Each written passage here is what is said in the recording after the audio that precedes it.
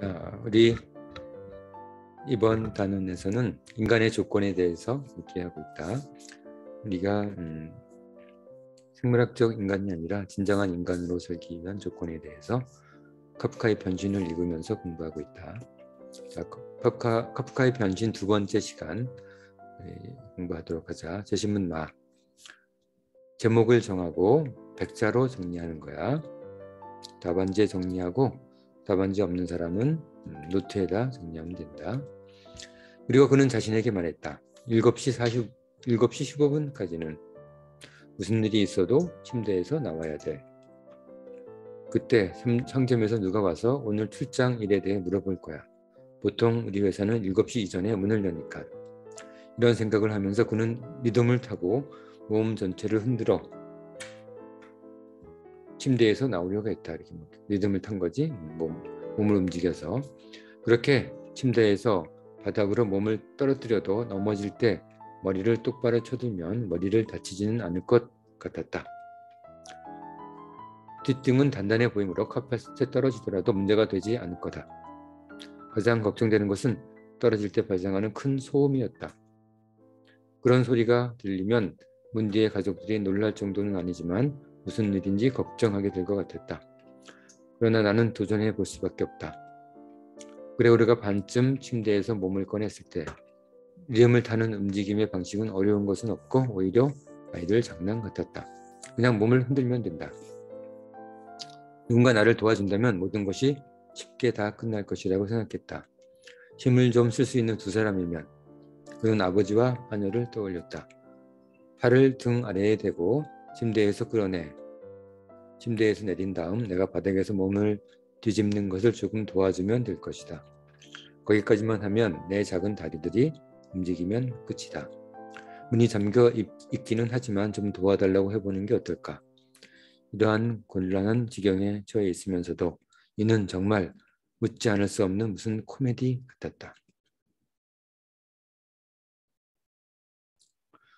이제 조금 더 흔들면 몸의 균형이 무너질 지점에 도달했다. 또한 그는 곧 마지막 결정을 내려야 한다. 5분만 지나면 7시 15분이 될 것이다. 그때 벨이 현관에서 울렸다. 회사에서 누가 왔나? 이런 생각이 들자 그의 몸이 긴장되었다. 그러나 여전히 작은 다리들은 더 크게 움직이고 있었다. 잠시 조용해졌다. 문을 열지 않나 보군. 그레고르는 중얼거리며 그냥 돌아갈지도 모른다는 희망에 사로잡혔다. 그러나 잠시 후 평소와 마찬가지로 하녀가 나가서 문을 열었다.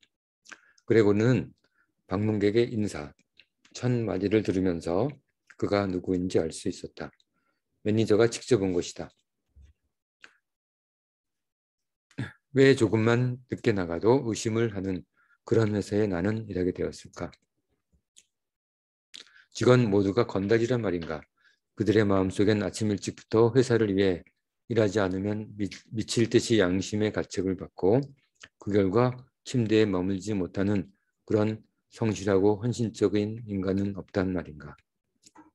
꼭 필요하다면 견습사원 정도를 보내서 사정을 물어보도록 해도 충분하지 않은가? 굳이 매니저가 직접 와서 조사하면서 온 가족에게 무고한 가족에게 이 의심스러운 사정을 꼭 알려야 한단 말인가? 그레고르는 완전한 이성적 결심이라기보다는 이 같은 생각에 유발된 분노로 온 힘을 다해 침대에서 뛰어내렸다. 떨어지는 소리는 컸다. 그러나 엄청나게 큰 소리는 아니었다. 카펫으로 떨어져서 소리가 약해졌기 때문이다. 그리고 그의 등 쪽은 생각보다 더 탄력적이었다. 굉장히 사실적이네. 따라서 주먹을 끌 정도로 큰 소리를 내지는 않았다. 다만 머리를 조심해서 충분히 들지 않아서 조금 이성적으로 떨어지지 않아서 그렇지. 조금 세게 부딪혔을 뿐이었다. 그는 화도 나고 아프기도 해서 머리를 바닥에 문질러댔다. 자, 여기까지가 제시문 마다. 제목을 정하고 백자로 정리한다.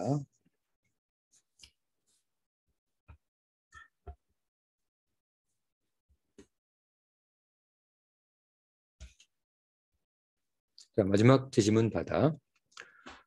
저 방에서 뭔가 떨어진 것 같습니다. 소리를 들은 것 같아, 그치? 지배인이 왼쪽에 있는 옆방에서 말했다. 그레고르는 자기 자신에게 일어난 일과 똑같은 일이 지배인에게도 일어날 수 있을 거라고 생각했다. 자, 여기서 이런 벌레로 변하는 일들이 누구에게도 일어날 거라는 것을 암시하고 있다. 자, 이 수업을 듣는 너희들도 마찬가지야. 내일 아침에 벌레로 바뀔 수 있다는 거지. 절대 그 가능성이 있다는 것을 누구도 부정할 수 없다. 그런 생각을 하고 있을 때 자신의 생각에 반론이라도 하듯이 매니저는 옆방에서 몇 발자국 삐걱거리는 에나멜 구두 소리를 내며 움직이고 있었다. 오른쪽 옆방의 여동생은 그레고르에게 외부 상황을 알려주려고 조용히 말했다. 오빠, 지배인이 왔어요. 알고 있어. 그는 작게 말했다. 그는 감히 여동생이 들을 수 있을 정도로 소리를 크게 낼 수는 없었다. 그레고르, 왼쪽에 있는 옆방에서 아버지가 말했다. 지배인이 와서 새벽차에 가지 않은 이유를 묻는다. 무슨 말을 해야 할지 모르겠다. 그는 나와 둘이서 이야기하고 싶어한다. 문을 열어라. 지저분한 방은 괜찮을 거다. 이때 지배인이 친절하게 말했다. 안녕하세요, 점자씨. 그레고르 점자지, 이름이. 아버지는 계속 문에서 나에게 무언가 이야기를 하고 있었고 그 사이에 어머니는 매니저에게 이렇게 말했다. 그레고르가 몸이 좋지 않습니다. 정말이에요. 자, 엄마는 이렇게 그레고르를 커버하고 있네. 지배인님, 그렇지 않으면 그 아이가 기차를 놓칠 리가 없어요. 그의 머릿속은 회사 일밖에 없어요. 저녁에도 외출하지 않고 회사 일만 하지요. 제가 화가 날 정도입니다. 일주일 동안 여기에 있었고 매일 밤 집에서 회사 일로 시간을 보내고 있습니다. 우리 함께 테이블에 앉아 조용히 기사를 읽거나 기차 시간표를 확인합니다. 이의 유일한 소일거리는 실톱으로 무언가 만드는 일일 뿐입니다. 그것도 회사 일과 관련이 있죠. 자, 여기까지다. 엄마가 아주 열심히 자신의 아들을 변명하고 있네.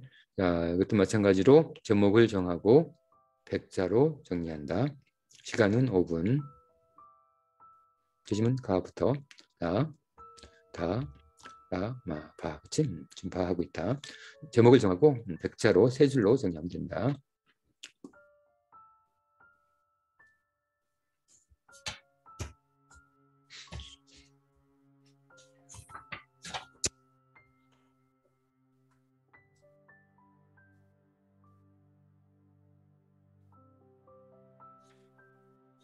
자, 다른 사람은 다음으로 넘어가자.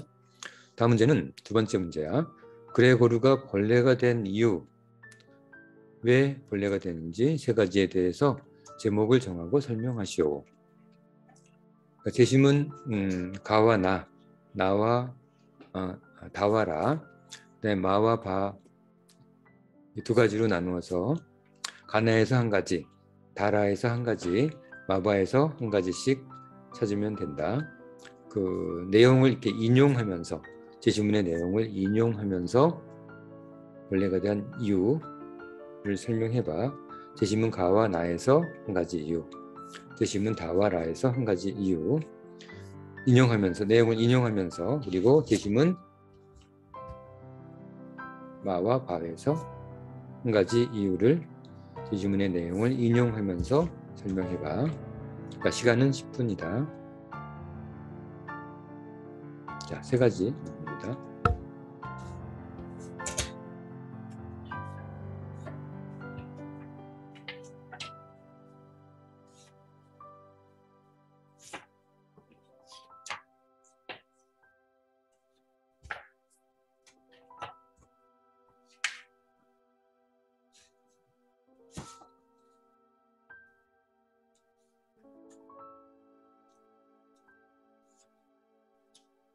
자, 다 했지?